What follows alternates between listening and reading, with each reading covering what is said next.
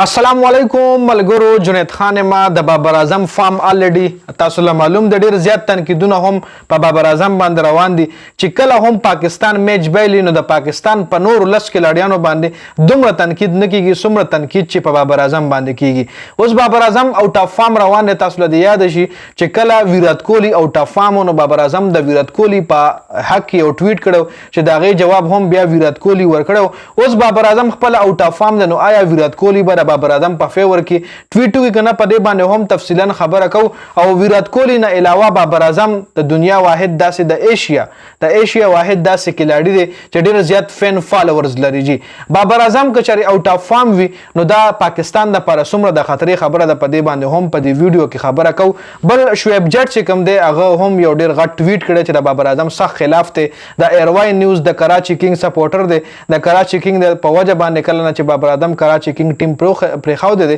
نو دا غي په وجه باندې شعیب جټ چې کوم دی د بابر اعظم خلاف شوی دی او صرف بابر اعظم خلاف شعیب جټ نه دی بلکې نور هم ډیر اهم صحافیان دي چې د بابر اعظم خلاف زیول زی پاغه باندې هم په دې ویډیو کې خبره کو خو شعیب جټ چې ټویټ کړي پاغه باندې هم تفصیلا خبره کو خو ټول نه پیله بابر اعظم باندې خبره کو چې آیا ویرات کوهلی به بابر اعظم په فیور کې اوس ټویټ وکي کنه مالا خو مشکل لګی تا سره لری ځکه کله ویرات کوهلی اوټ اف فارم نو بابر اعظم هغه د پر ټویټ کړو چې this too shall pass stay strong مطلب دا پتاج باندې چې کمی سخت روزي د ستا فارم چې کم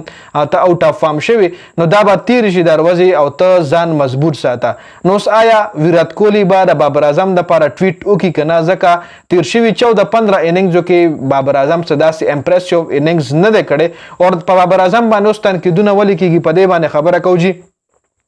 په بابر اعظم باندې هر سړی تنقید ځکه کوي کنه چې بابر اعظم د پاکستان کرکټ ټیم ته څومره هم میچز شوي دي هغه پکې یو ښه سکور کړی دی بابر اعظم چې کم فین فالوورز دي کم د پاکستان کرکټ ټیم فینز دي هغه په سکور باندې عادت کړی دي نو چې بابر اعظم سکور نه کوي هر سړی چې کوم دی پهله بابر اعظم ګوري چې بابر اعظم سکور کړی دی کنه زه خپل هم چې کلم سکور کارت ګورم نو ډایرکټ پهله سکرول کوم بابر اعظم پکې راوړم هغه نه پس بیا نور سکور کارت وګورم چې چا پکې څومره سکور کړی دی نو دغه رنګ هر سړی چې کوم دی بابر اعظم او چې بیا کله بابر اعظم سکور اونکي نو بیا د پاکستان کرکټ ټیم کې دومره مطلب داسې کلاډي نشته چې د بابر اعظم زیوالي او پاکستان له یو ښه مضبوط سټرانګ مطلب سکور وکي یا ښه مضبوط سٹارټ ورکي که سٹارټ نشي ورکول چې سکور ولا زیاتو کی نو بابر اعظم چې کوم دی خپل فین فالوورز په دې خبره باندې عادت کړي چې بابر اعظم سکور کولو اوس بابر اعظم سکور نه کوي نو هغه هر چاله پسترو کې ازغې دي مطلب هر سړی له صرف په ټیم کې بابر اعظم کاری چې په ټیم کې صرف بابر اعظم دی جی ویرات کوهلی په ټویټ کې د بابر اعظم په فیور کې کنه یو ځل